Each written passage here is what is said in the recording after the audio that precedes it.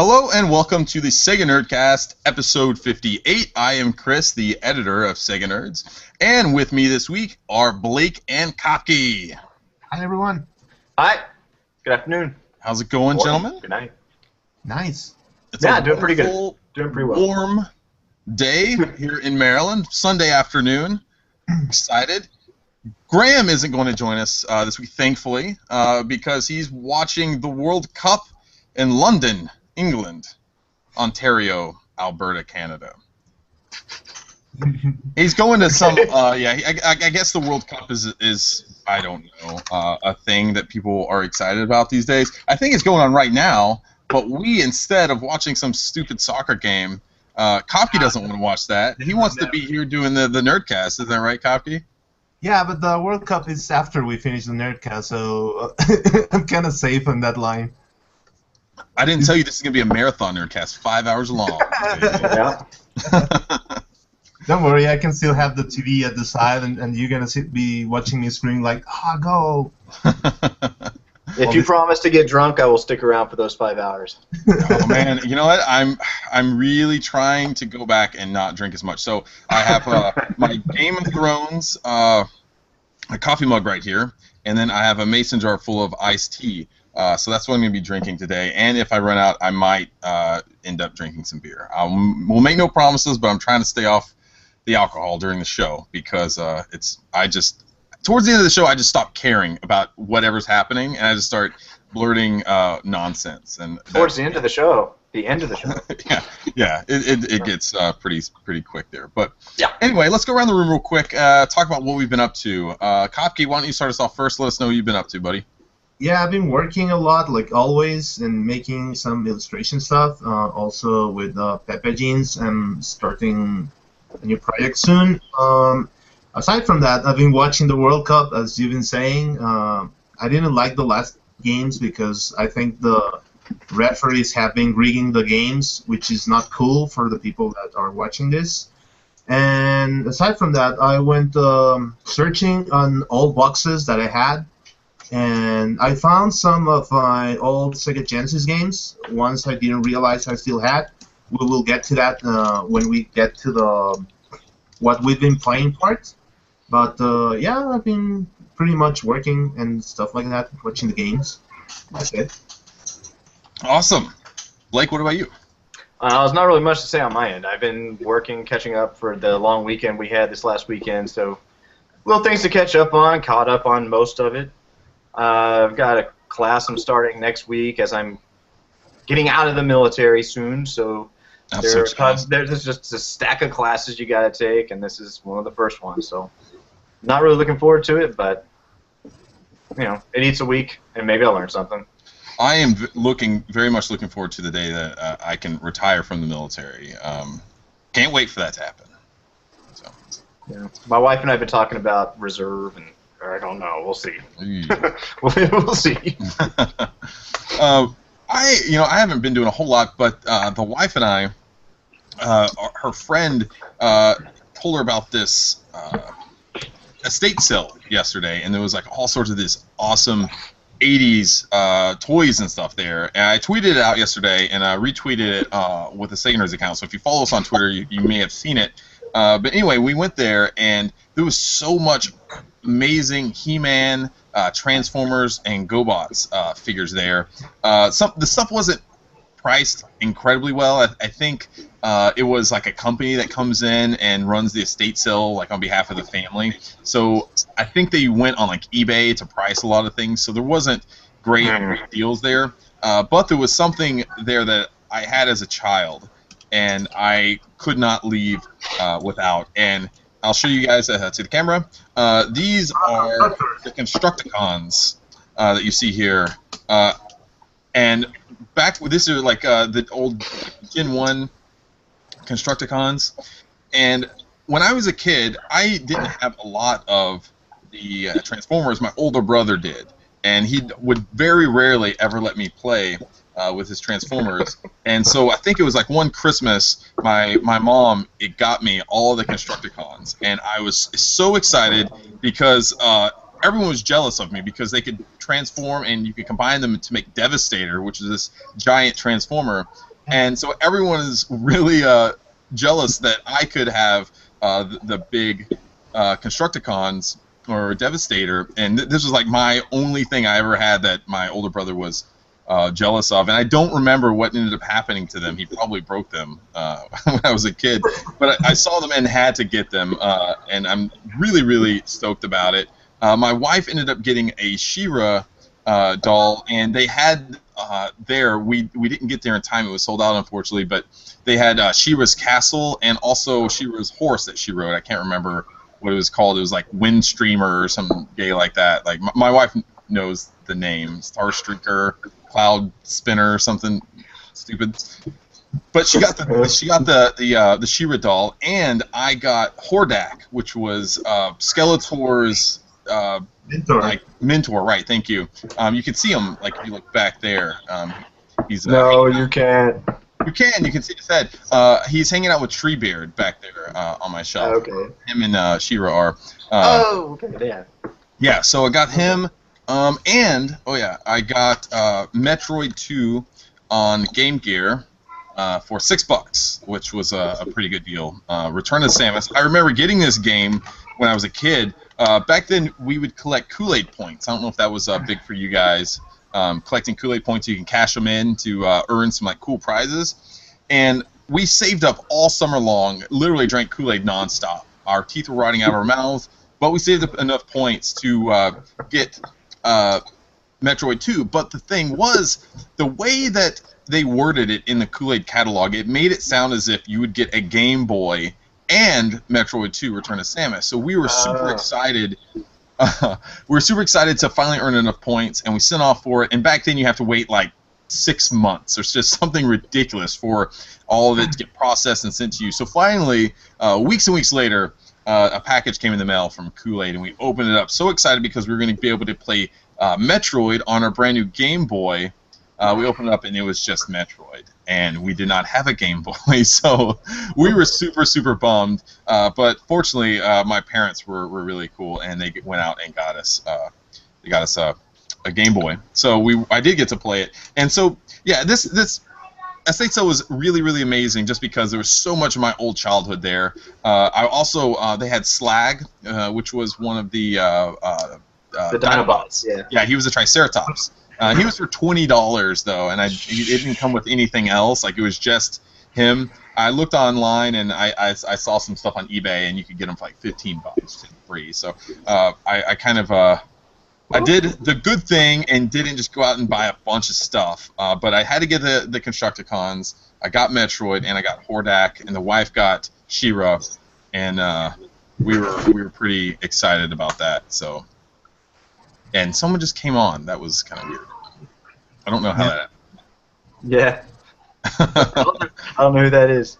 Yeah, I ended up inviting people to the show. I don't know. I don't know what happened. Yeah, it's because you share the link to the Hangout, but not the link to the video. That's weird. No, 'cause I don't know how that happened. Yeah, you tweeted that on the Sega Nerds account.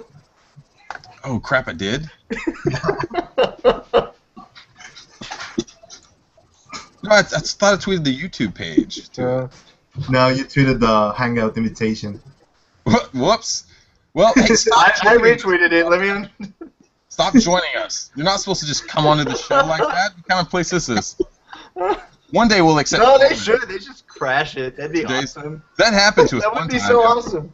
That happened before, and Grandma and I just rolled with it. It was some this girl that just joined the show. We're like, all right, just hang out, and we just did the show. So anyway, let's get going on to the rest of the show. That got me kind of flustered a little bit. Let's get into some news.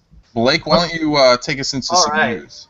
We'll start with Sonic Jump Fever, released this week for iOS and Android. I think it was already out in Canada or some other markets. But now we can play in the United States as if you have iOS 7 on your phone, which I don't, and I don't plan on upgrading it anytime soon because it sucks. But it's the sequel to the Sonic Jump, which I don't think that was free to play. This new one is free to play. And basically, it's sort of like an endless runner, except it's an endless jumper. You jump straight up, collect things. I mean, correct me if I'm wrong. I haven't really spent that much time with the first one, so the second one seems like it's an upgrade of that one. That's pretty much it. Yeah, I mean, okay. I'm showing a video here for those watching. Okay. But yeah, you just kind of keep jumping. You control it via the like the tilt function in your phone. So there's nothing like really with your thumbs that you're moving around so much. But you can double tap it for a double jump. And there's some like touch functionality there, not a whole lot. I played it a little bit, but I have to be honest. After playing Sonic Dash as much as I have, I'm kind of burnt out on these free-to-play mobile games at the moment. I've never been huge on them to begin with, but look at Craig up there, #1 on the leader charts. Fucking Craig. So. Yeah, I don't know. It's free to play. I saw some of the way that they try to get you to purchase stuff, like the microtransactions, the ability to like level up your character, those kind of things. It really reminded me a lot of Sonic Dash. So if you like that kind of thing, and you are looking for maybe a different type of gameplay with Sonic on your phone, this might be it. I would try it if I had iOS 7, and at some point I'll have to just download it, but I just don't like the interface. Why don't you just download it? Oh, you don't like the interface? I don't like the way it looks. Yeah, it just bugs me. So I'm an old crotchety man that likes the way things are when they are the way they are. I don't want to change it. Why don't you get an Android, man? Join the revolution. No.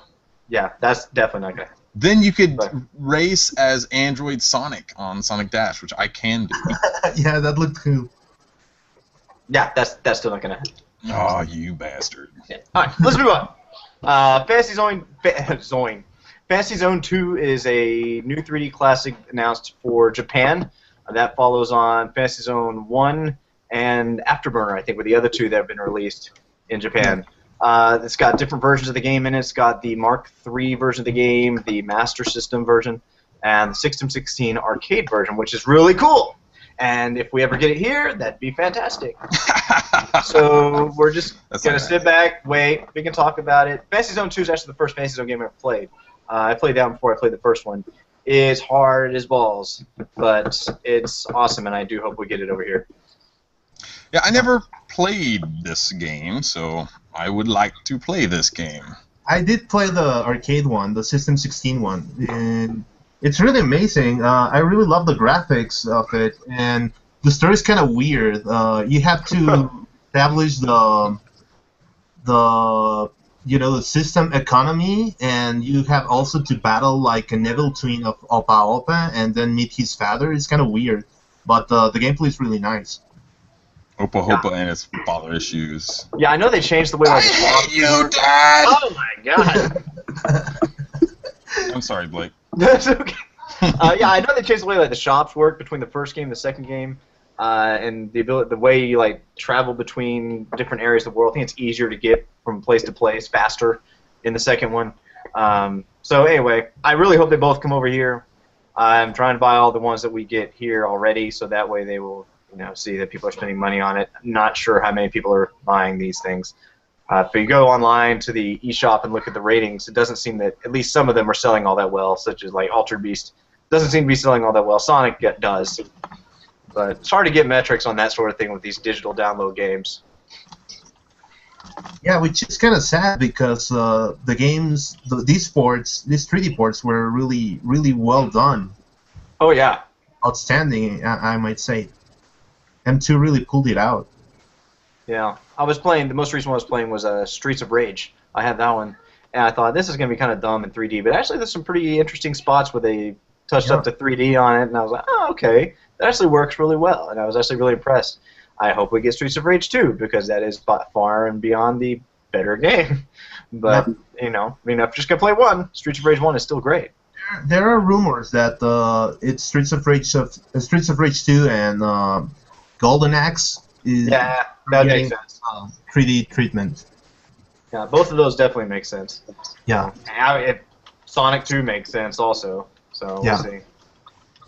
Alright. Let's see. Alien Isolation, we can talk about that. Pre-order stuff. coming for Alien Isolation. It's going to feature the original cast, including everybody pretty much. Sigourney Weaver. There's the one guy. Who's the one that's missing? The guy that plays the Hobbit. Ian Holm? Okay, yeah, he's missing, right? So they don't have him back for some reason. He's busy doing other things. But He's busy being Bilbo, man. Yeah. So he's got better things to do, but the whole rest of the cast doesn't. So they're back to recreate some of their old stuff for your GameStop exclusive content. Well, one of the two things is GameStop exclusive, right? So, okay, so there's 2 episodes coming. One if you pre-order, a second one if you pre-order at GameStop. If you're mad about it, I'm sure you can pay for it later. Just drop the $5 somewhere. They're not going to not release this for purchase some other time, so I don't think it's really worth getting that bent out of shape over. I know we all hate GameStop, but you're going to get a chance to play it. There is no way whatsoever that SEGA put out the money to get these actors to return, because I'm going to tell you it was not cheap to do this. And only to offer it as solely a pre-order. You know what I mean? This is going to definitely be available at some point in the future. But I want to talk to you guys. I mean, so it's essentially 2 missions that you're going to be able to get to go back and play some of these and see some of these classic characters from the movie and everything. So I want to talk to you guys about the idea of this pre-order incentive. I mean, do you think this does this make you want to go out and pre-order the game more than you would have before? Not specifically. I mean, I was going to buy the game anyway in Steam, and actually watching that the pre-order bonus is also on Steam, and definitely going to buy it. So yeah, it's like a plus for a game that I've been expecting to buy. Sigourney Weaver looks so hot in this movie. I always have been really attracted to Sigourney Weaver in the Alien movies. The only thing that I was writing on Twitter last week, and I hoped that SEGA and the Creative Assembly would bring out some DLC alternate costumes for the characters, and they would allow you to have Sigourney Weaver in her awesome 80s grandma panties that she had in the first movie. I love those underwear. I've been trying to find some for my wife. I've literally looked on eBay for them. Can't find them anywhere these days. Why don't they sell those awesome 80s underwear anymore? I want those to return. Maybe they'll give you the option to do her skinhead. Like Or 3. What if they include them in like a awesome Alien Isolation mega collection, and you get physical 80s underwear? What if those come in a thing? Would you? Okay, would now that I'm make buying you it. wanna- Now I'm buying it, and my pre-order is locked in. So pre-ordering now. And in Japan, those underwear would have been used God. before. Oh, all right. That's enough.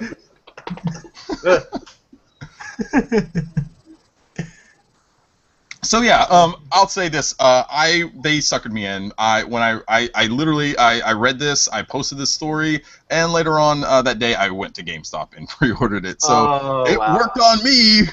I got suckered in and did it. I'm so hyped for this game, and you know what? It's a game that very rarely do I get super hyped for SEGA games here lately, and so I'm like, you know what? I have to sit here and support this game. I like the fact that they're coming out with this pre-order content, and it's not just day one DLC that they're making us buy.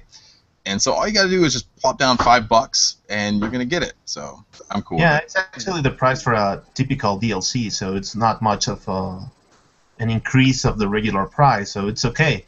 And this is one of the 3 titles SEGA has me hyped about. So yeah, I've seen some stuff online though, and people are acting like it's this weird, like, dirty thing that SEGA and GameStop have been doing, like this idea to try to incentivize pre-orders. I don't see anything wrong with it. I don't think so also, because the game's already cool.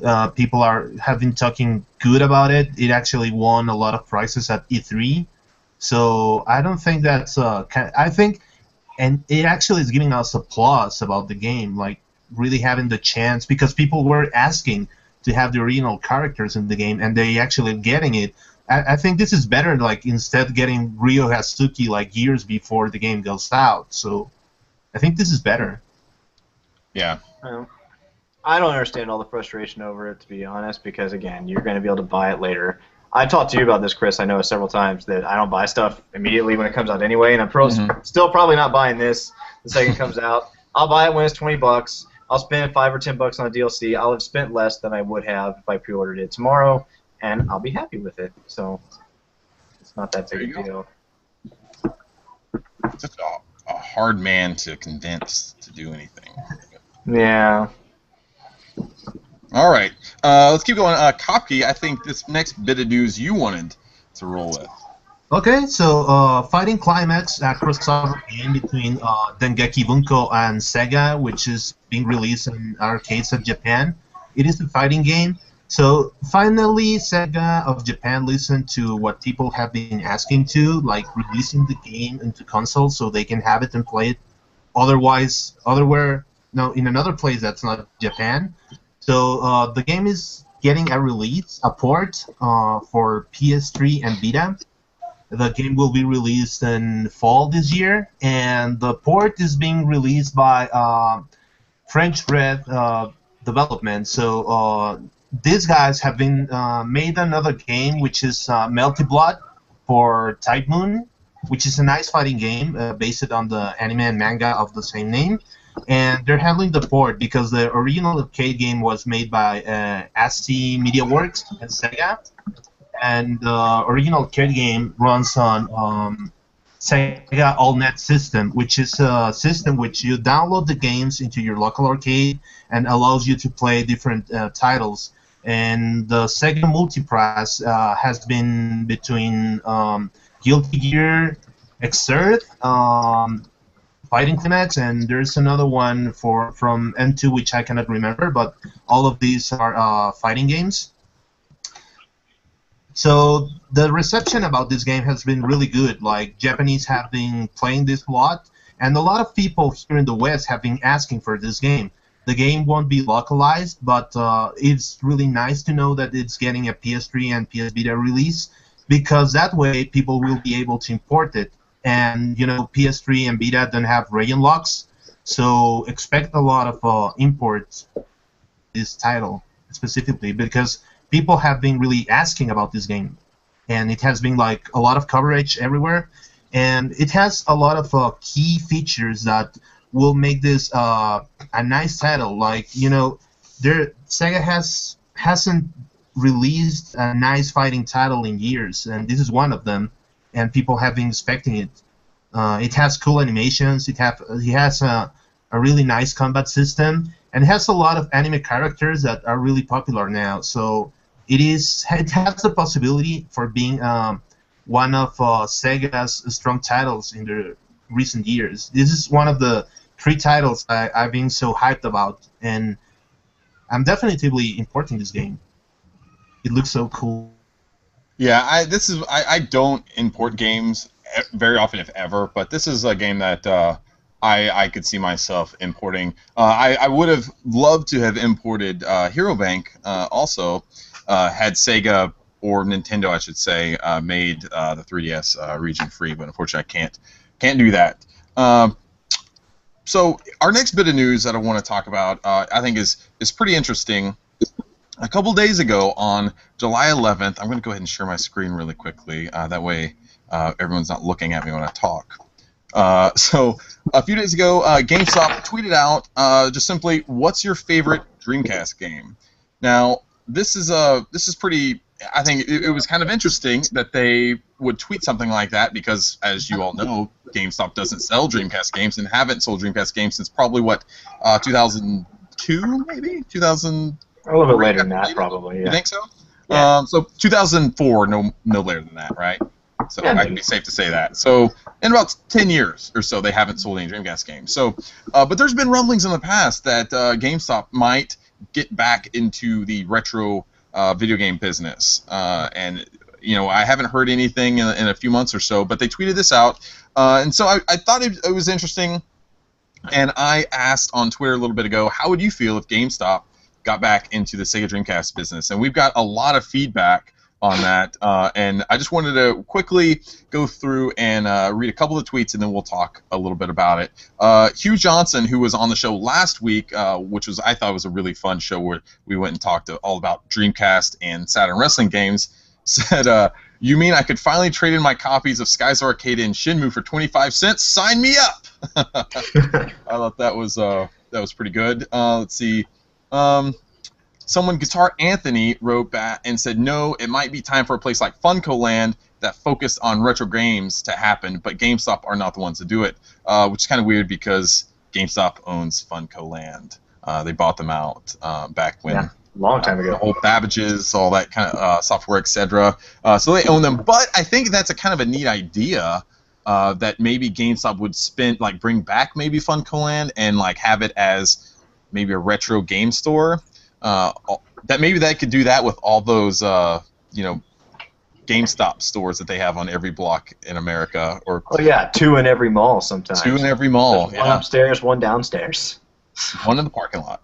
Let's see here. Let's go.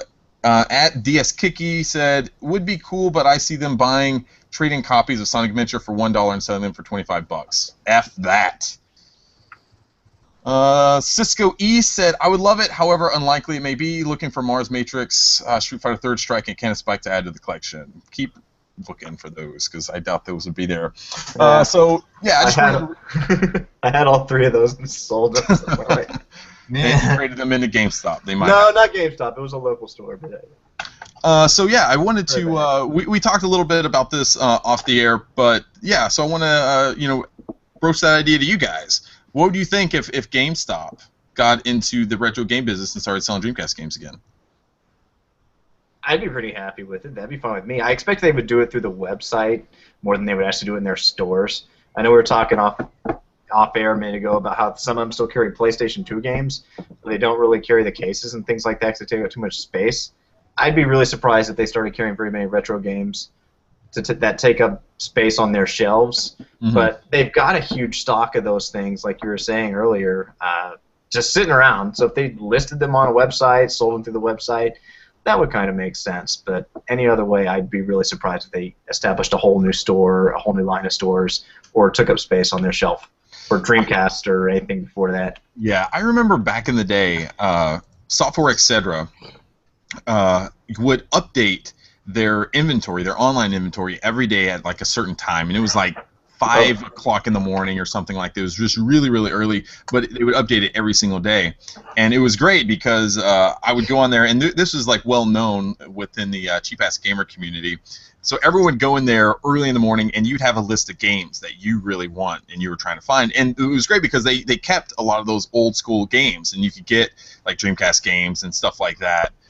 And so you could fill out your collection that way, and a lot of times the prices were really good. So it was just a race. You'd have a list of games that you wanted, and it was a race against everyone else to try to find that game you wanted, get in your cart, and get it purchased before someone else got it before you. Sometimes you got the game you wanted, sometimes someone was faster than you, but it was always really fun to find what new games got added to the inventory, what the prices were, and if you were able to get your hands on one. So I could imagine it might be something similar to that. It would be fun if something like that came back and GameStop would kind of do that. I would love if GameStop kind of went back to the retro stuff and started putting these games in store. However, it might be it might not be as practical for the reasons you said, Blake. But it would be great just to be able to go into your local GameStop and look through some of these classic games. Maybe they could have those a clear like glass case, like you see at a lot of retro game stores where they have kind of the rare games that you can kind of look at and be like, okay, that copy of Panzer Dragoon Saga or something like that. I'd really keep my eye on that. But those are fun things to do, and I always prefer the feel and the support that you can give to a local mom and pop retro game store. However, there just aren't many of those around today, and there's literally none close to me where I live. And so, other than Best Buy or something like that, GameStop's really my only option. So if GameStop could start expanding its library again and bringing back some of these retro games, I would really be I would love it. And if I could trade in some of my old, or I should say new PS4 games and trade those stuff in and get like some Dreamcast games or some Genesis games, hell yeah, I would do that. Kopke, do you guys have GameStops in Mexico? No, we have just Blockbuster for it, and it really Holy sucks. shit, Blockbuster still. We don't have GameStop. We don't have actually a good place to buy retro stuff.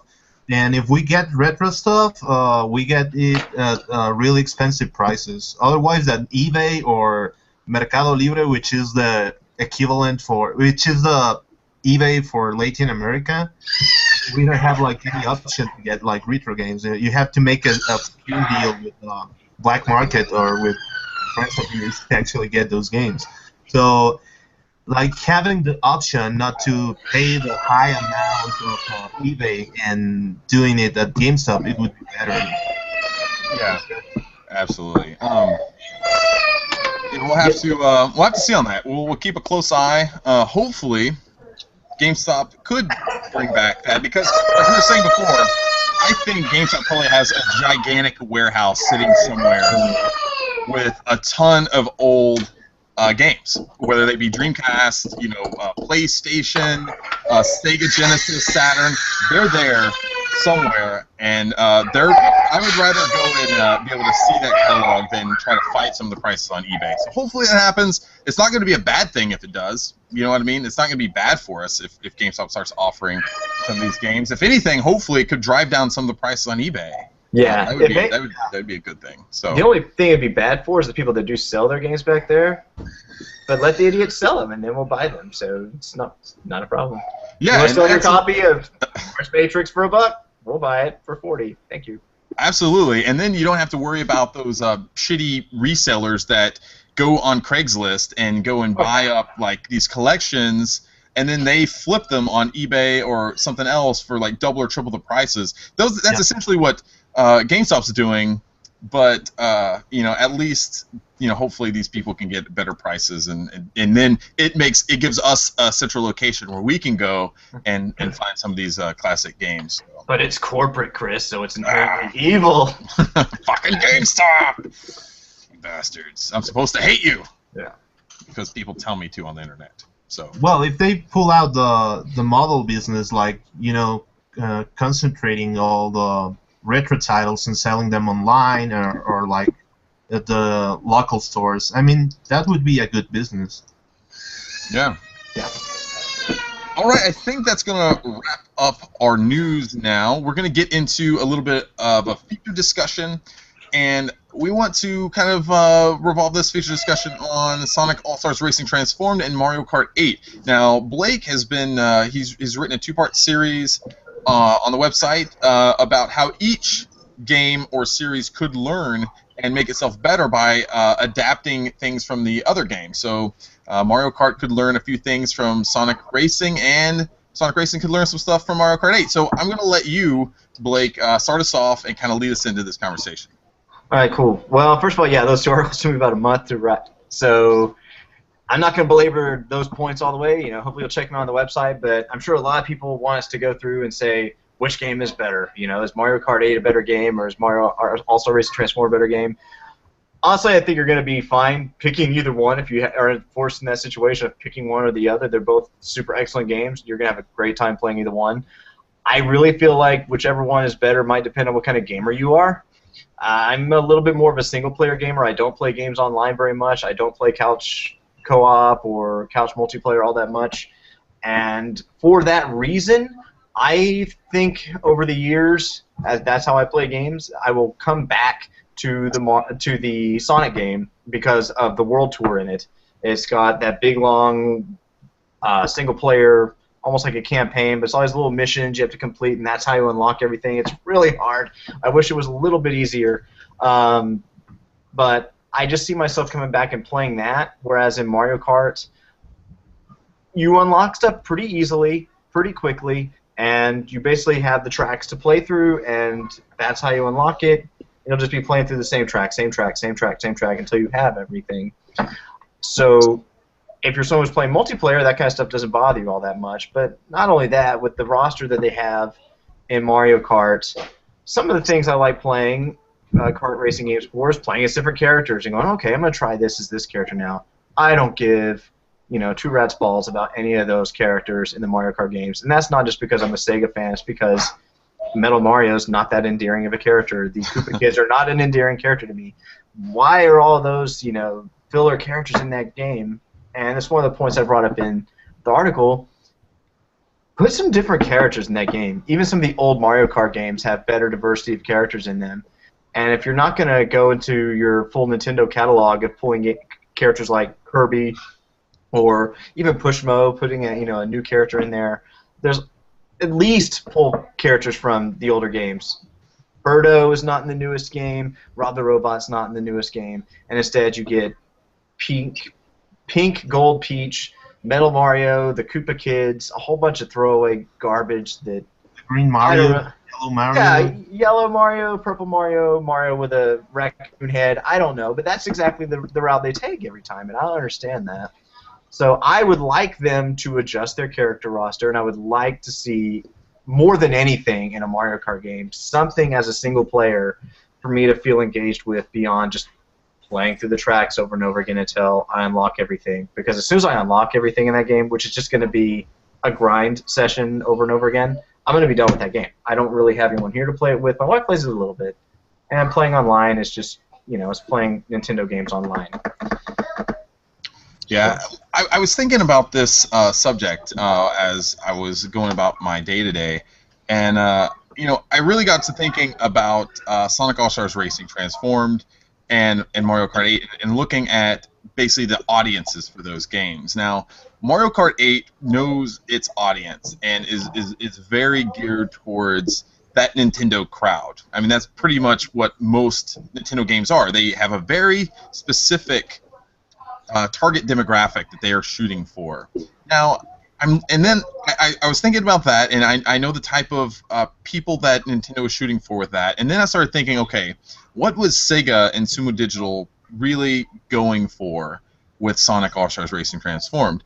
And there's a ton of Sega fan service in there. So you have these Sega fans that they're definitely shooting for, but then you also have the Wreck-It Ralph character in there and some of the other like funny, cute characters. So there's those little kids that it's trying to appeal to.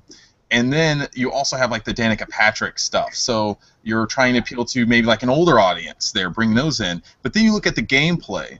The gameplay and being able to unlock things is incredibly tough in Mario Kart 8. Like, you essentially have to get in like first place in some of the World Tour modes to unlock things and to advance. So you're right there. You're eliminating like the younger crowd, because for them to really advance and unlock all the stuff, they've got to play on like hard modes and they've got to be really good. And so it's just weird. It seems like there's not a real strong target of where they're going for and who they're wanting to appeal to with Sonic Racing. So I think that was one of the biggest things that Sumo Digital had, that probably more than anything else, I think they kind of fumbled with. There was just I can't see like who they're really trying to appeal to, and when they don't have a strong audience or a focus on who they're trying to appeal to, I think some of the gameplay and some of the features, it's just a little scattered. It seems like they're trying to just like, let's try to get everyone into this game, and by doing that, you get a game that's kind of unfocused from a gameplay standpoint and a feature standpoint and character standpoint. Well, I think it was more aimed towards a bigger picture, because Mario Kart is only for Nintendo platforms, and All-Stars Racing Transformed was for all the platforms. And by doing that, you have to appeal to a bigger audience, and I think Sumo really did a good job on that. And actually, what's boring about Mario Kart for most of the people who are not into Nintendo consoles is that Mario Kart is a little bit boring because it's not challenging enough, and All-Stars Racing Transformed is challenging enough. Like, it has you like spending hours like trying to get all those hidden characters, because you can beat the game without getting all the characters, but getting all the characters is like the extra challenge stuff. I've given up trying to unlock some of those characters. I'm like, fuck that. Yeah, I haven't given up yet, but I do rage quit, and then I come back every now and then and try to get a few more stars here or there and get somebody else.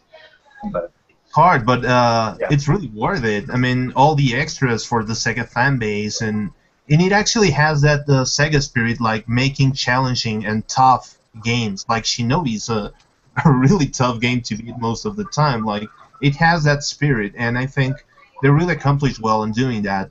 And Mario Kart gets like a little bit boring once you beat all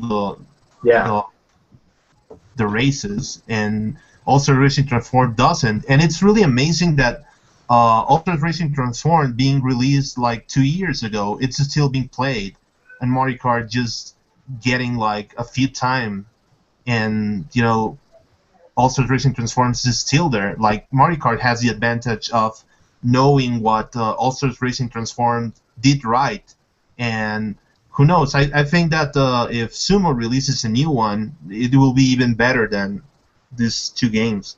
Right. Yeah, and we'll get into that in a minute. But it's interesting for me because once Sonic Racing Transformed came out, I bought it on Xbox, and I played it with my kids, and we played it. I have it on tons of systems now. I have it on pretty much everything, I think, except 3DS. But I played it with my kids, and we had some fun with it. But they only played it for maybe a week, and they put it down and went to something else. Now, once Mario Kart 8's come out, they have been playing that game since it was released, and they're playing it. They're playing it right now. They're all upstairs playing it. So there's something about Mario Kart 8 that's resonated with young kids that has hooked them and make them kept wanting to play it.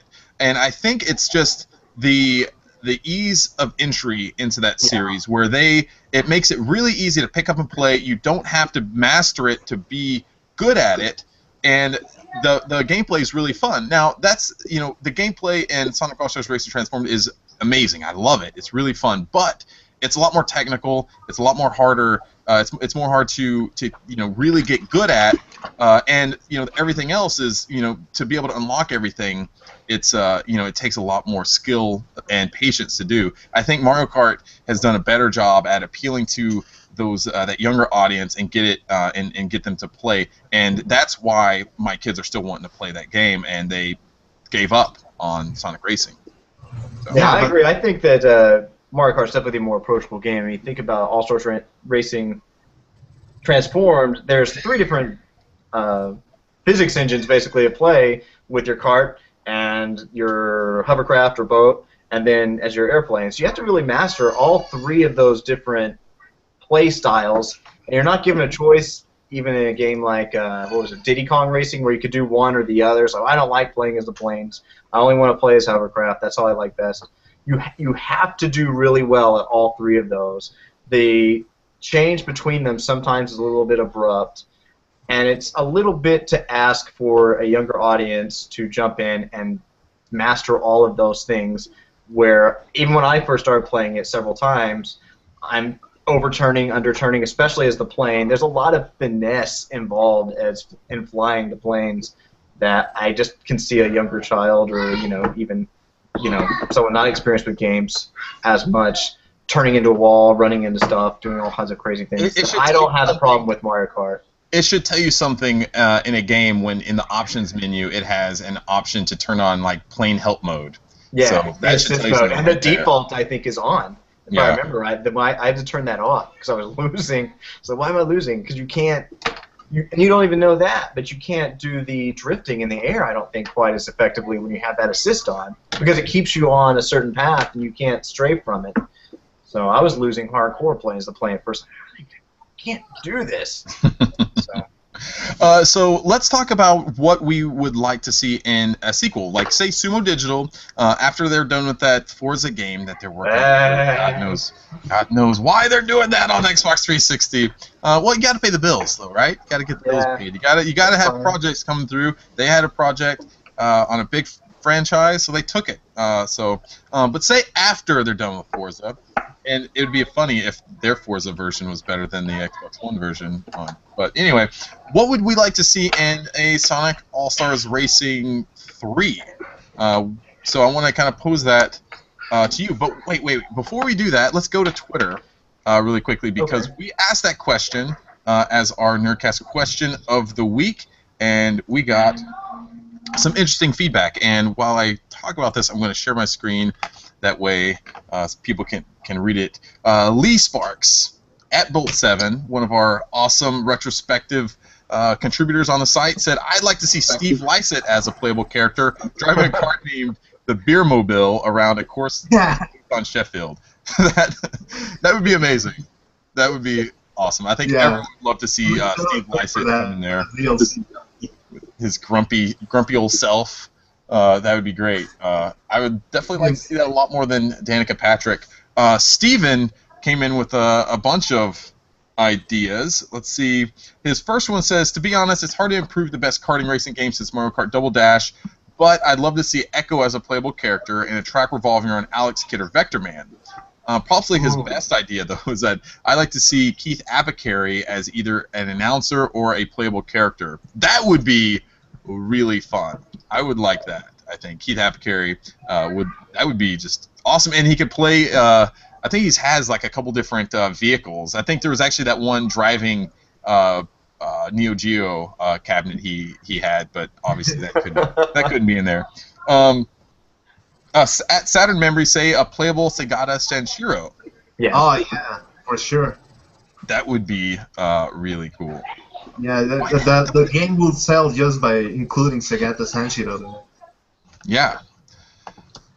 Okay, aside from a playable Ryo Hazuki from day one, which I know people would just go ape shit over if that wasn't included, I think at this point, Sumo Digital knows that, okay, if we do one, fucking put Ryo in the game from day one, get those, Sega fans, stop bitching at us. Aside from that, open it up. What do you guys think? Blake, I'll start with you.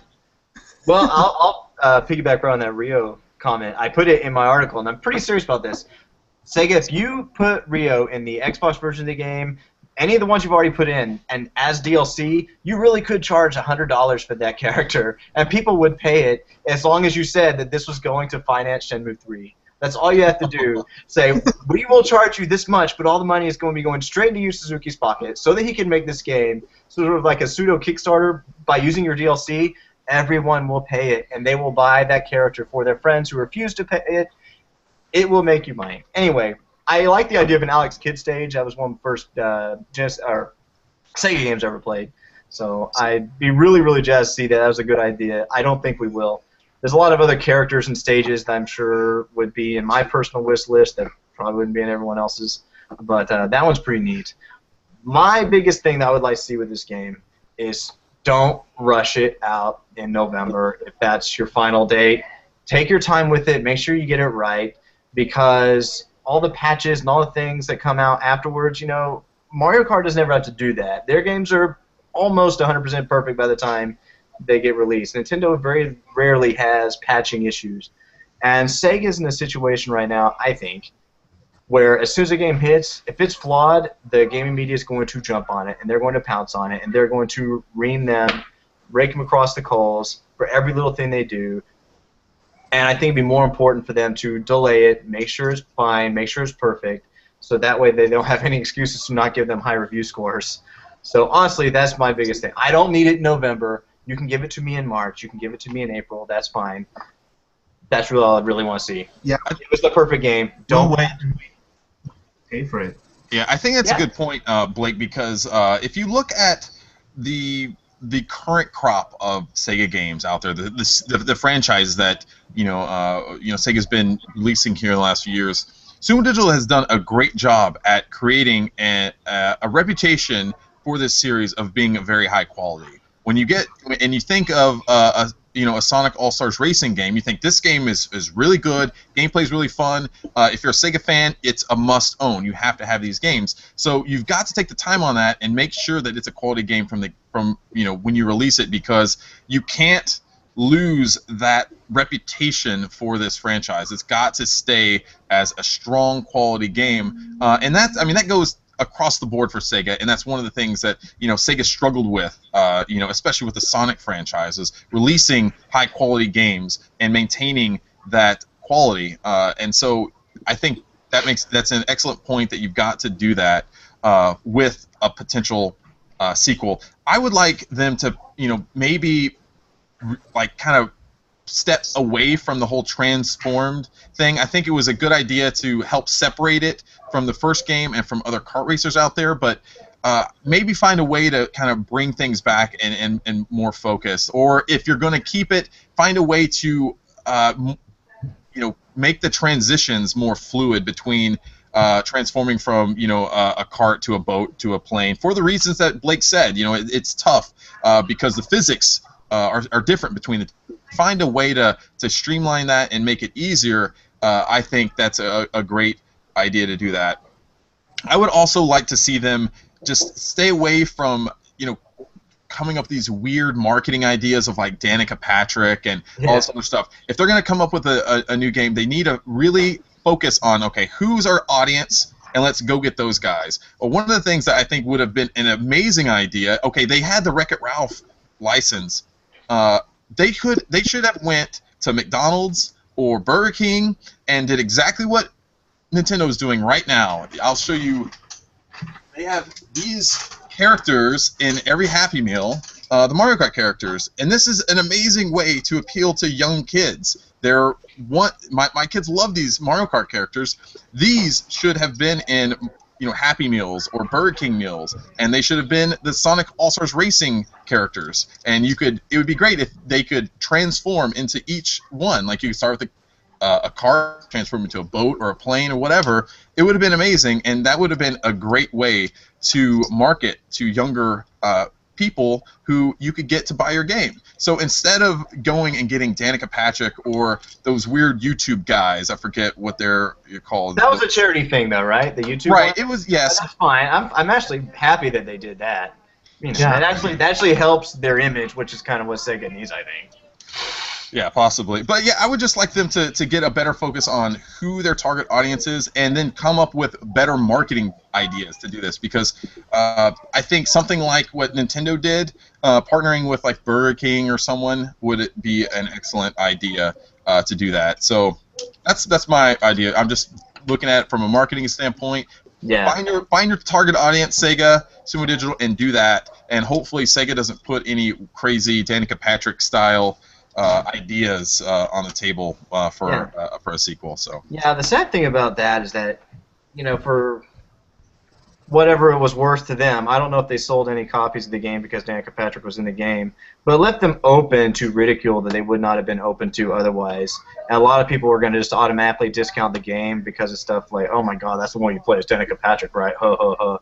Like, all right, nothing against her, nothing against marketing, but you could have had a slot in there, and you could have filled it with anybody, Rio or ToeJam and Earl or some other character, and it wouldn't have been a thing. No one would say anything about it. It just would have been another cool character to play as.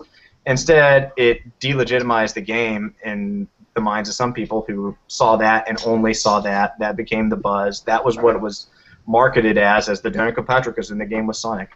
And I just don't know who that really appealed to. It seemed like it was more of like a cheap way. And I don't want to say it's a way to get the game out there to an audience that may not have been talking about it beforehand. But like you said, I highly doubt that audience is going to go out and buy. Like the NASCAR fans aren't going to go and buy this game because they can play as Danica Patrick.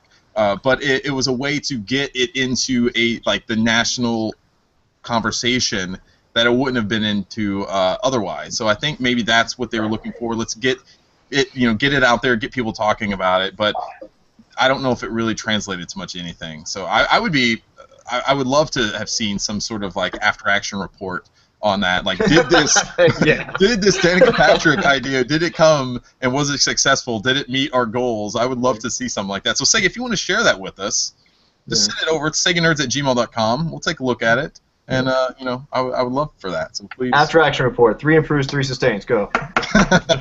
Exactly. Kopke, we haven't gotten to you yet, but I would love to hear your thoughts on what you would like to see in a sequel to the Racing Transform series. Well, the first thing is I hope Sega and Sumo include everyone in the same release at the same time on the next title, like having PC at the same time with the console ones, and also the Japanese audience, because it really was a hit in Japan, which is weird. Like having a Western game making it big at Japan. It's really cool that it happened, and it's really cool to include those guys because we rarely get games from there. It's fair that they get our games and they start realizing that Sega has that potential, and we really care about their characters. So I hope that next time you get like all the releases at the same time. I don't care if they delay the release, but as long as everyone can get it at the same time, that would be really, really cool. Yeah, I agree. And it actually will help the game a lot more because you will have a bigger fan base playing that game at the same time. It actually helps more the game and buying it and earning at the release date. So I think that will help them.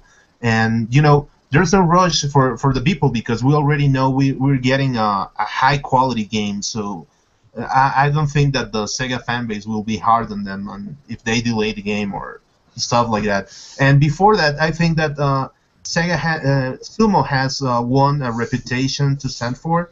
So Sega should be more open to them at what they pitch to them. Like a couple of months ago, Steve Lycett said that it would be interesting for them to release a fighting game. So we're gonna be all for it if they ever make it. And we will be really happy to play that because we will know that it will be a quality game. Another thing I would be wanting to see. I know it's hard, but if it happens, it would be like the best thing they could do, like making it cross-platform racing, like being able to compete PC versus console versions, or even between the console versions, or making like the beta playing against the PS3 or PS4 players. That would be really, really cool. Like having this kind of interconnection between 3DS and Wii U and stuff like that, or some kind of interaction. It would be nice if they add up.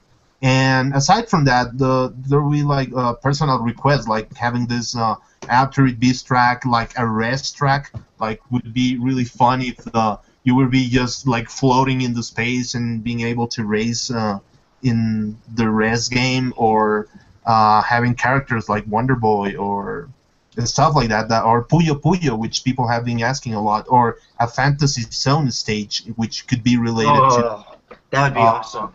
To either the Space Harrier or Planet Harriers or even Opa Opa. You have like 3 franchises just in a Fantasy Zone track. That would be really amazing. And I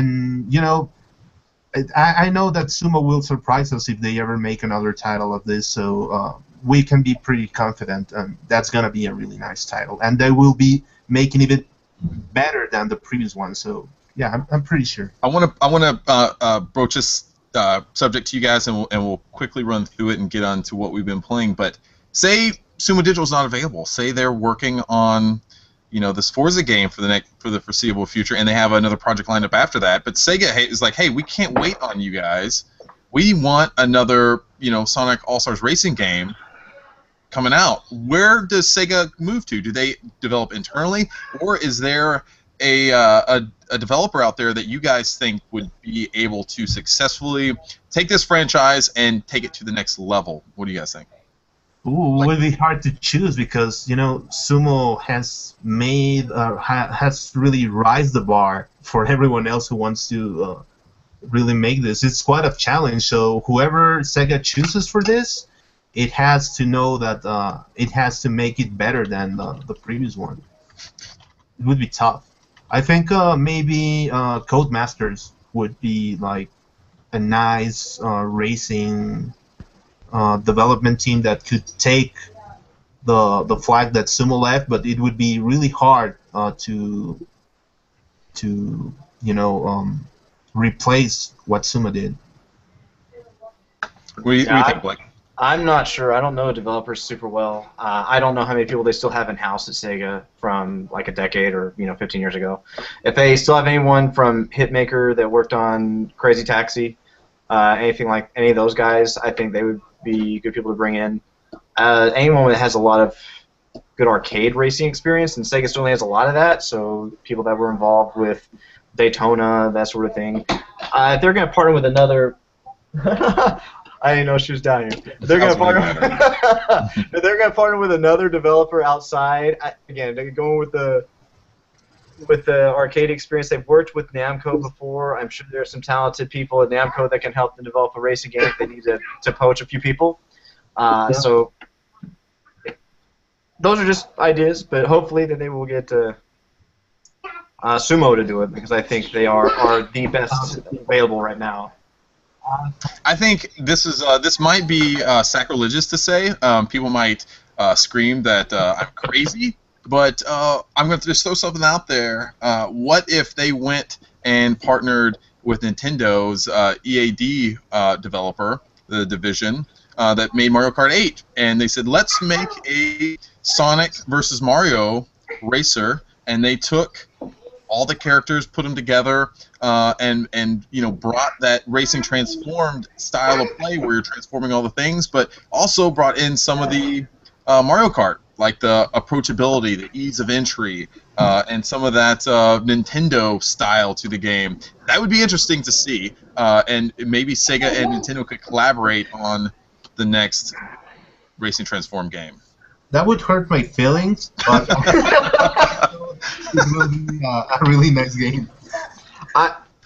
First of all, I don't think that would ever happen. And even if it did, let's again look at the rosters. You have your 20 characters or 30 characters. You've got your 15 very interesting Sega characters. And you've got 15 different versions of Mario.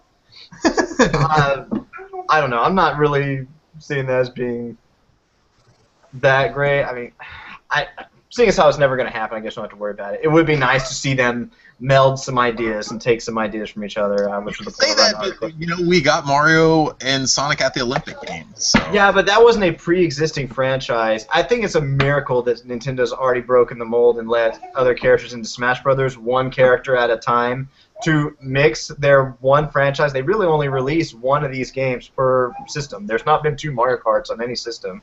So we're not going to see another one on Wii U. We've got the Wii U one. To see them decide, well, we're going to do this other one, and we're going to blend it with somebody, let someone else come in and take any kind of control away from that, I'd be really surprised. It's a great pipe dream. It'd be really neat. It's a lot neater an idea than snowboarding. But okay, fine. You poop in my I know. I don't mean to poop all over it. But we'll get Gearbox to do it. How about that? That worked out last time. Oh God, no. Oh no. Oh no. All right, let's talk. Let's get into what we've been playing really quickly, and then we'll wrap up the show. Kopke, what have you been playing, buddy? Well, like I said before, I found these blogs where I found some of the old titles I didn't realize I still had. So I've been playing Strider, which is right here. Nice. I've been playing Moonwalker. He looks so goddamn handsome on that cover too, doesn't he? Yeah. Yeah, he looks like an 80s action movie instead of that ninja. It's all like in spandex or something. Yeah. That outfit. Yeah, and Moonwalker, the first Streets of Rage. What did? Wait. But why you said Moonwalker? I want to get Blake to comment on this. When you were playing this game last weekend, your daughter walked in. What was the comment that she made? Oh yeah, my older daughter. She saw me playing this game. She comes in. She goes, "Hey, Daddy, who's that old lady on the TV?" That is so great. I said, well, that old lady is Michael Jackson. Funny. He's dead. He's so old, he's dead. I didn't like the controls for this one. I think they could be better responded. I had like kind of a lag or something. Yeah, it does. For Streets of Rage, which I really love this game, especially when you're with your brother or somebody to play with, and Hokuto no Kei, aka Fist of the North Star for the Genesis. I didn't remember I bought this game, but I remember playing the Master System one, but I didn't know I had the Genesis one, so I've been playing this one, which is really nice. Actually, Sega released a Sega Ages version of this one, which is with polygons, and it has almost the same levels and combat system. If you guys have a PS2, buy the Japanese version of the Sega Ages one. It has been remastered and has the characters all in polygons. And I think it doesn't have a region lock, so you can play it too. And like Chris made a interview a week, which you can watch at the YouTube channel, to Greg Johnson, the creator of Toe Jam and Earl. So I started playing again the first one, which I love a lot. I used to play this game with my brother, and because of this game, we get along better because we had a lot of brother rivalry back in the day. So my father came from the States and said, you know, in this game you have to cooperate even if you don't like to. So this game will help you guys to get along better. So we did, and we actually loved this game because of that. It's actually a fun one. It doesn't have that well graphics I was used to back in the day with the Sega Genesis, but the gameplay is so fun and so great. And I actually love the weirdest parts and the animations, and you know the way the presents like trick you and also help you at the same time. And I really love this game. It's really funky, and you know I would love to be a rap master in this one. And because of that, I will also be playing the Toe Jam and Earl 3, which Chris also gave to me, which it's a present I really appreciate because I was never able to buy this one here. It wasn't sold in Mexico. And I really love it because it's a homage to the first one, and it actually has a lot of references here, and you know, having also some other stuff like the Funkapotamus reference by gathering all these record pieces, which is from the second game. And I can see why the press really hate this game because of the camera issues.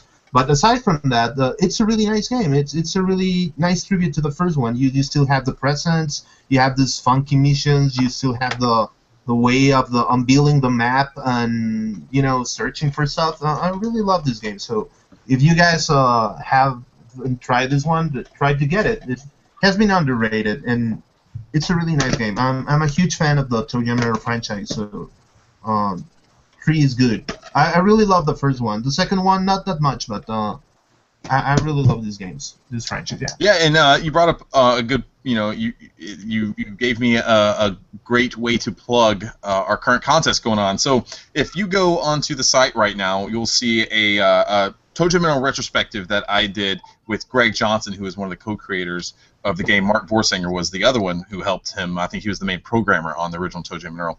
But we did a retrospective on Toe Jam and Earl where I basically played through the game, and Greg Johnson watched me play, and we just talked about the game. There's some really cool, like, you know, stories that I don't think have really been told about the development of the game. Like, for instance, did you guys know that Left Eye from TLC was going to be Letitia? She was going to be voice Letitia in the third game. But unfortunately she passed away. So there's just really interesting little stories like that. So I definitely suggest our listeners go and check that out. But also in that same post, Greg created a trivia contest. So if you think you are up to speed on Toe Jam and Earl trivia, check that out and submit your questions or your answers to seganerds@gmail.com. And we are going to find the ones that are the corrected or correctly answered the most questions, and you can win signed concept art and some signed games of the original Toe Jam and Earl. Mark or Greg and I are working together on that. So definitely check that out, and we'll get on to some other little site stuff in a minute. But hey, Trevor just joined us, and somehow, I don't know what I did, but I just opened the show up to everyone. But hey, Trevor, how's it going, man? Hey, how's it going? Hey, not too bad. Since you popped in on the show, why don't you tell us what you've been playing this week? Actually, I've been playing Mario Kart 8 on Wii U. Oh, you just missed out on a great conversation we were having about. Oh, really? Yeah. Doesn't it suck? Isn't Sonic better? Actually, I'm really enjoying Mario Kart 8. The game is amazing. We've been playing. Actually, I've been having some of my coworkers over like on Thursdays, and we're playing Mario Kart Thursday, and it's been fun. It's been fun. We usually get pizza and just play Mario Kart 8 all night. I wish I had friends. They're not my friends that much because I keep on beating them. So it's like. Oh, that's funny. worst kind of friend. That's great, but that game is, man, it is such a great local multiplayer game. It's so much fun to have people around. You can play it together. That's awesome. Well, it's online too. Well, we played the game. Yeah, I got my ass kicked. Well, your kid was bothering you. That's what it was. That's what it was. Damn kids. And I play against them, and they've gotten really good here lately too. And there's times where my sons are beating me, and I get really mad, but I don't let them see. But internally, I just want to punch them in the face because they talk shit to me about it too. They're like, "Oh, Dad, 5th place isn't so bad." I'm like, "You little asshole." Awesome. All right, let's keep it moving. Blake, what have you been playing? Well, I don't have any neat visual aids. I didn't bring everything down here. So instead, I'll just start with my list here. I finished 3 games this weekend, actually. I completed 3 games, which is maybe a record for a while. Wow. One of those was the game of the month. I do have this visual aid, Musha. I did finish that game this weekend, which is the first time I ever beat it, because I didn't even realize that the main character was a female until the end of the game. So, spoilers. The main character was a female. God damn it! Spoilers in a very, very plot-centric game. Character in your armor is a female. So, it was good to finally put that one to rest and get a chance to play that one straight through. Another game I finished, which is not really... Do you think her mech is supposed to be a female, too? Like a female mech? Oh, like a Bride of Pinbot looking thing? Wow, you know what? I'm looking at the cover. It kind of looks like it almost has boobs, if you look at it. Yeah, I'm sure it does. I'm sure it does, Chris. Well, actually, the female player from Musha is actually the same one from the first title, which is Celeste, and it was called Power Strike in America. And it's the same girl from that series, and it actually has a third part on Sega CD, which is Robo Leste. Mm-hmm. Yeah, I just don't remember. I played Robo Leste also. I had that on Sega CD. I just don't remember the character being female. I just don't remember it. So it's just been too long, I guess. Musha's one of my favorite Sega Genesis titles, and I really love that shoot 'em up. Oh yeah, it's really great. It's actually one of those games that it's expensive to pick up the original cartridge of it, but there's a lot of games I figure are expensive just because they're rare, not because they're very good. This is one that I really think it is a pretty damn good game. You have the original cartridge, yeah, I right? do have the original one. It's not complete. I don't have the book. I don't have the manual with it. I do have a case of the game. For everyone out there, what's your address? Is 1274. Fuck off. And you do know my address, except you keep Everyone go steal it from him right now. Yeah. That's the most expensive rare thing games in than my that. house. It's not the computer I'm using right now on this podcast. It's nothing like that. It's He's got 10 copies of Panzer Dragoon Saga. I don't remember telling you about those. But another game I've been playing. I've been playing The Walking Dead. For Xbox 360, I was playing the 400 Days DLC. So I had that DLC for a long time. I just never played through it. So I played through that this weekend. So fun, but again, not a challenge. It wasn't really anything to overcome. It was just something to do. I haven't played through that DLC yet, but I will say, after beating the main, all the chapters of the original Walking Dead, I cried like a baby. My wife was right there. My wife was right there, and she was making fun of me. I was getting mad. And she's like, "Are you really crying over a video game?" I'm like, "Shut up! Why are you making fun of me?" Yeah. Man, it tore me up. I'm a crier, though. I cry at lots of movies. There's only been a handful of video games that I've cried on. Final Fantasy II on the Super Nintendo, which I think it was Final Fantasy V in Japan or whatever. I can never remember the translation between the series. But anyway, Final Fantasy II was another game that I cried on. It was when Palom and Porom turned themselves to stone to block the walls that were coming in on the party and were going to crush everyone. They turned themselves to stone, sacrificed themselves for the entire party so that they could keep the rest of everyone alive. During that moment, I bawled like a little girl. Jesus, spoiler alert on a 25-year-old game, man. Oh, whoops. This is a spoiler cast today. We're just going to spoil everything. Yeah. Did you see The Iron Giant, the movie? You know, I've seen it. Yeah, I have seen it, but I don't know if I've ever finished it. I've seen it. Okay. You would know because you probably would cry at the end of it. Yeah. That's one that really got me. It got me and my brother when we watched it. So, you know, I'm just curious. My son always makes fun of me because one of the last Lion, the Witch, and the Wardrobe movies I cried on too at the end. When the mouse, you know, when at the end when the mouse ended up going into the portal or whatever and left Narnia, and I think he got his tail back. After it got cut off in battle. That one got me. It hit me right there. Right there, it got me. Tailless mice. Yep. I'm gonna make you mad about something in a minute. Though, I know you said you were going to, so I'm gonna take as long as I can to. Another game I finally finished yesterday. It took me about 10 minutes. Was Sonic Lost World on Wii U. I finally played through the end of that game and finished that. So I'm not gonna spoil who the last boss is, but it takes the IQ of a hamster to figure that one out. Sonic actually is a girl. At the end, becomes a woman. Anyway, that's not true. But the other game I played yesterday, I actually played with my daughter. I was going to play something else. I was pulling out the Wii U to play that. My daughter came up and said, Daddy, let's play the Batman game. And when she means the Batman game, she means the Adventures of Batman and Robin on Sega Genesis. So we actually played that game. We have to use cheat codes for her because otherwise it gets very difficult. It's a very tough game.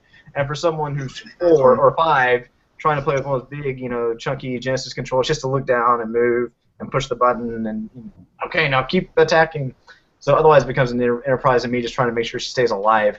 But we still have a good time. We play that one, and we play Captain America: The Avengers a lot. That's probably her favorite game to play. Hey, man, at least she's coming back and wanting to play these retro games. That's awesome. Yeah, it's actually very encouraging. But that's my list for the week. So piss me off. So, as you know, I've also been playing Musha. It's our game of the month right now. Everyone go out and play Musha and talk about it on the forums. We want more interaction. We want to know what you think of this classic Sega shooter. You can get it on the Wii Virtual Console. $8. You don't have to go spend $300 like Blake did last I got it for summer. $20. 20 years ago. From a homeless man in New York City. I beat him to death with it. Yep. So I also though have a physical cartridge of the game. But I bought mine on eBay for about $20 also. It is a smaller one. It's a one what Blake would call a reproduction cart.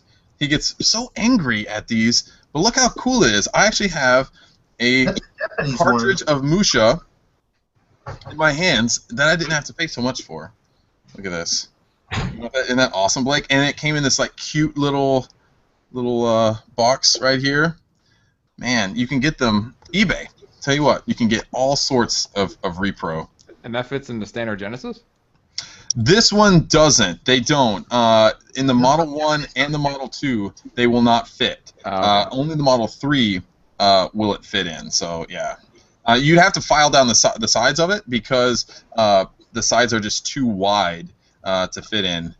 So, yeah, you'd have to get an older Genesis. So what game died to make your game? I don't know. This is the like the Japanese Mega Drive cartridge, sure. right? So I'd like to say something really crappy died, like maybe one of the Romance of the Three Kingdom games that they love so much in Japan. Maybe one of those died. So I don't want to say that they died. They sacrificed it. It sacrificed itself like Paul Porum did, so I could have this copy of Musha today. So happy endings for everyone.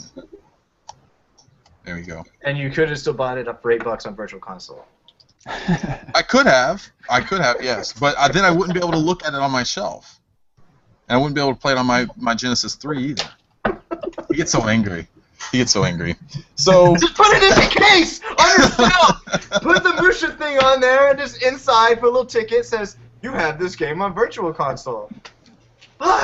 hey Blake, let's come over Saturday night. We'll do our first Saturday night Sega, and we could play Musha together. Yeah, then we can bury it when we're done.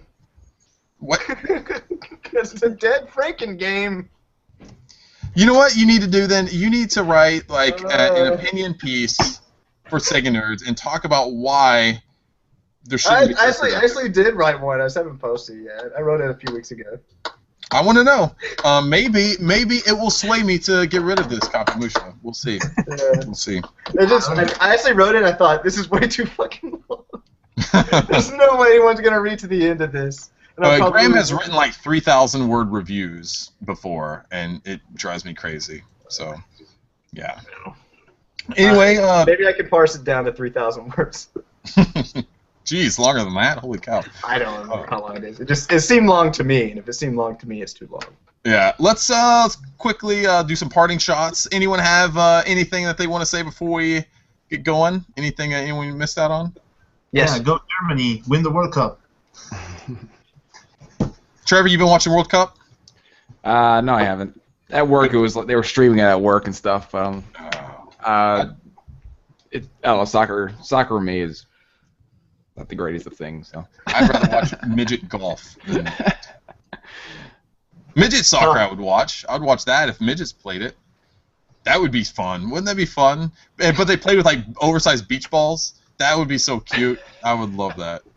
And then they did the World Cup that way. America midgets versus Mexican midgets. Pride of the nation's on the line. Let's do that. Let's do that.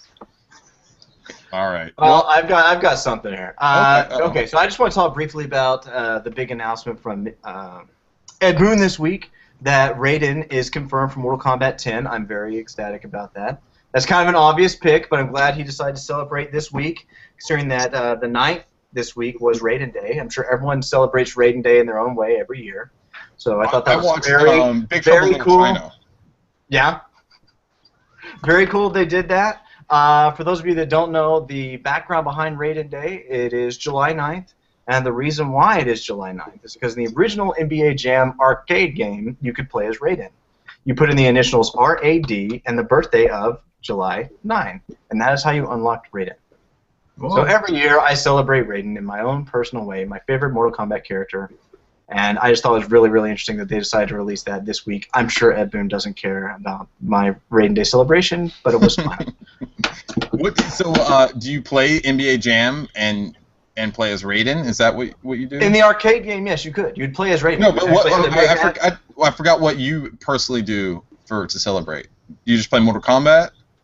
Yeah, typically something just Raiden related. I play Mortal Kombat. I don't have an arcade cabinet in NBA Jam, so I can't. I thought that you maybe make you and all your family dress up as Mortal Kombat characters and you reenact the movie. I actually do have a Raiden costume for a little kid. I've had it since I was I'm 15, but it only fits someone at 5 or 6. I'll probably put my daughter in at some point. I might be really mad about that.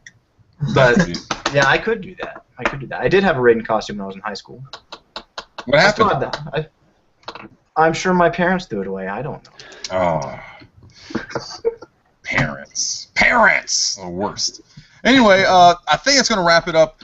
We also have a couple other contests going on. So we have that Toe Jam and Earl thing that you can get in on, and we're also going to be giving away some more of the Ducks or Dukes games. I have a ton of them over here. Let's see here.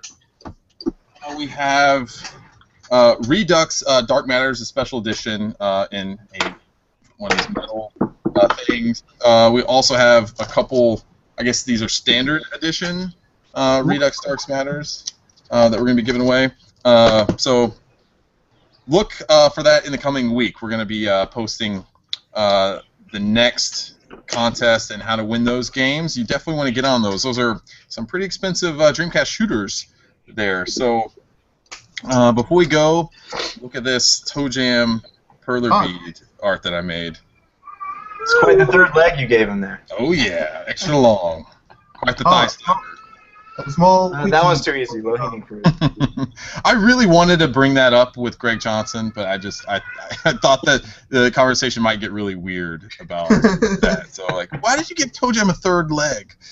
Maybe next time we have him on, we'll have to ask that. So, as always, follow Sega Nerds. You can find us on Twitter at Sega Nerds. Go to Facebook. It's facebook.com/theSegaNerds. YouTube.com/user/Sega Nerds, I believe. Go to the website, www.com/Sega Nerds. Wow, that was... Yes, go there. Go there. SegaNerds.com. Let's just keep it at that. Let's keep it easy. I don't know where that came from. We also need some reviews. Go on iTunes. Go on Stitcher. We're available there. Give us some reviews. Tell us what you think of the show. Even if it's not an awesome 5-star review that we want, if you think it's a 1-star podcast, tell us that, rate us that, and tell us why. We want some honest and critical feedback. Yeah, so I think that's going to do it for us. We'll be back next week, and I promise to have another amazing reproduction cart for Blake to get mad at. How about that? Yeah, and also SG-1000's birthday is on July 15th, so be sure to celebrate it. Oh yeah, maybe we'll have another one of the Ages of Sega. The next one of that. We'll have to see if Zachary's going to do that. Go watch that. That's a great series on our YouTube. We also had Roger Craig Smith interview on YouTube. So go there, check out our YouTube videos. We've got a ton of great videos on there that people may not know about. So go do that. And instead of watching the World Cup, fuck the World Cup. Go watch our videos on YouTube. Yeah, America's not in it anymore. It doesn't matter anymore. Yeah. So anyway, that's going to do it for us. We will see you next week. Take it easy and go play some Sega. Yeah. And watch it work.